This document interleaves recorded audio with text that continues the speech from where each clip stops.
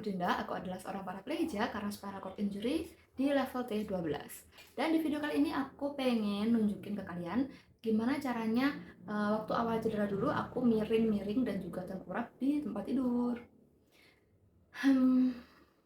Dan juga mungkin beberapa gerakan lain yang misalnya senam atau yoga yang biasanya aku lakukan juga tetap di tempat tidur karena belum punya yoga mat gitu. Jadi langsung aja aku tunjukin ya. Nah ini caranya, kameraku agak bisa nyatingnya. Jadi pinggir sini tuh udah, pinggir sini tuh pinggiran tempat tidur ya. Jadi nanti aku bakal pegangan di situ, cuman tangannya nanti nggak kelihatan.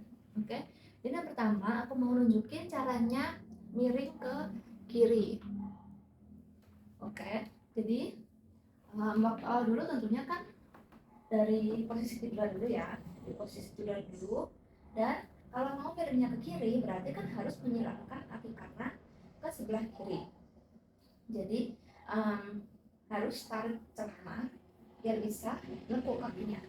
Karena dulu kan belum ada gerakan. Kalau sekarang udah nggak pakai tangan nggak bisa. Tapi kalau dulu kan belum ada gerakan nih. Jadi aku tarik celananya seperti ini. Udah miring kan? Silakan. Habis itu pegangan pinggir kasur. Set. Dah. Jadi kan miring ke kanan juga sama.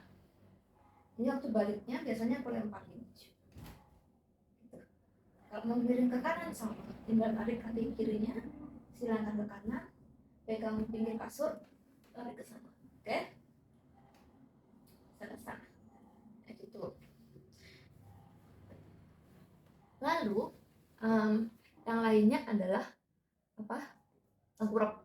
Tengkurap ini aku dulu bisa udah berapa ini ya? Sekitar 3 bulan lebih setelah cedera baru berani. Caranya sama sih.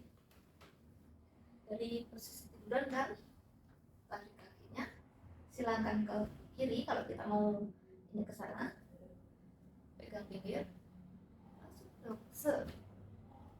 Ini emang agak perlu kelenturan ya. Jadi latihan aja tiap hari pasti bisa. Ya udah tinggal gitu aja. Gitu. Lalu berikutnya caranya aku bangun ya dari posisi tidur ke duduk. Kalau waktu awal cedera dulu itu kan harus pakai korset nih. Nah itu makanya perlu bantuan. Jadi mungkin aku dari posisi tiduran lurus terus ditarik gitu, atau enggak miring dulu terus kaki diturunkan baru dibantu duduk. Waktu awal-awal cedera pas belum bisa duduk sendiri seperti itu. Tapi setelah korsetnya itu lepas, jadi udah bisa coba bangun sendiri, duduk sendiri tanpa perlu pakai korset, itu aku lupa caranya gimana, tapi ini adalah evolusi adalah perkembangan dari waktu itu lah. Kan tiduran nih, aku pegang pinggir kasur nih, lalu pakai bertumpu di siku dengan bantu kekuatan lengan juga, ditekan gini. Set.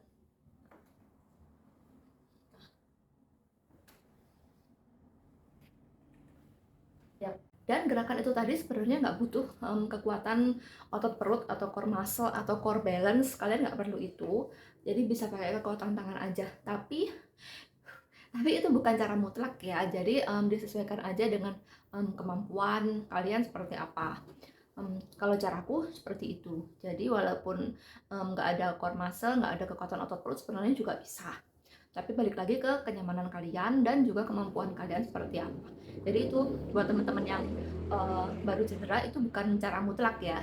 Tetap semuanya itu proses adaptasi, proses pencarian celah. Iya, proses pencarian cara yang paling aman dan nyaman untuk diri kita masing-masing. Jadi dari semua tutorial yang pernah aku upload itu semua bukan cara yang mutlak ya. Misalnya floor transfer, di situ juga udah aku tunjukkan kan. Ada beberapa cara lain selain yang cara yang aku pakai itu. Seperti itu. Jadi ada banyak cara. Jadi saat kalian cari-cari video atau kalian nonton video tutorial segala macam, itu jangan dijadikan patokan, oh kalau transfer floor transfer seperti ini, oh kalau bed transfer tuh harus seperti ini. Enggak, kalian bisa cari nyamannya kalian. Bed transfer juga ada macam-macam, ada yang pakai papan transfer, ada yang langsung kayak aku, ada yang dibantuin, terutama mungkin untuk quadriplegia ya. Dan untuk quadriplegia juga sebenarnya ada yang mandiri ya, tentunya dengan beberapa modifikasi di alatnya. Misalnya tempat tidurnya dibikin sejajar dengan kursi rodanya, sehingga dia transfernya jadi lebih mudah seperti itu. Lalu mungkin di kamar mandinya, mungkin di apa, itu memang perlu apa ya, disesuaikan dengan orangnya seperti itu. Kalaupun yang enggak pun sebenarnya juga bisa. Lalu saya lali. Nah, lalu untuk kalau pas lagi tidur, kalau pas lagi tidur itu posisinya gimana gitu? Apa tidurnya cuma lurus doang atau gimana? Kalau yang udah nonton video shortku tahu nih posisi tidurnya itu kayak gimana aja. Tapi untuk bergeraknya, maksudnya untuk berubah untuk ke posisi itu tuh gimana? Karena aku ada gerakan di kaki, ya hampir seperti orang biasa. Aku tunjukin.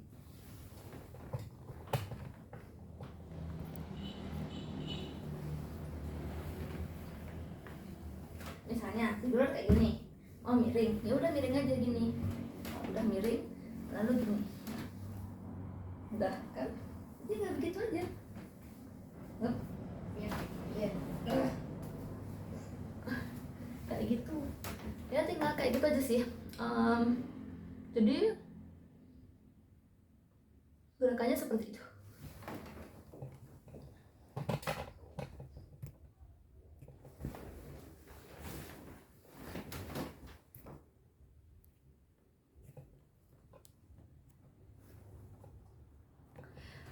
Dan buat teman-teman yang mungkin masih baru cedera ya, kalau tidur usahakan jangan stay di satu posisi, tetap berusaha untuk cepat bisa miring-miring sendiri, bisa bergerak sendiri. Maksudnya bergerak tuh ya miring miring atau apa ya, geser atau gimana, duduk sendiri, itu harus cepet bisa. Ini buat teman-teman yang barusan cedera ya, karena biar kalian nggak kena dekubitus.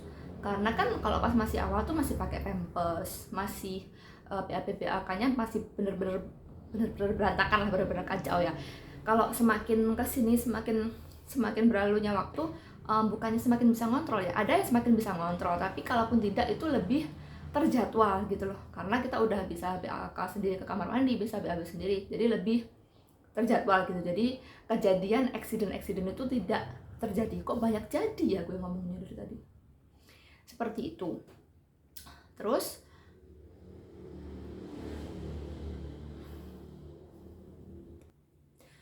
oke, jadi kayak gitu.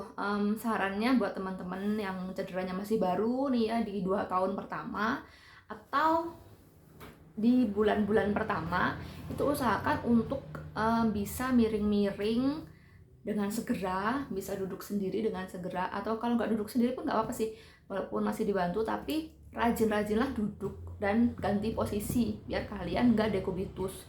Dan harus sering cek kondisi kulitnya seperti apa, karena spinal cord injury itu nggak sesimpel cuman nggak bisa jalan. Oke, banyak kondisi lain yang kita juga harus pelajari dan adaptasi, seperti BAB-nya, BAK-nya, kondisi kulitnya, autonomic dysrefleksianya, tergantung level cedera ya. Kalau itu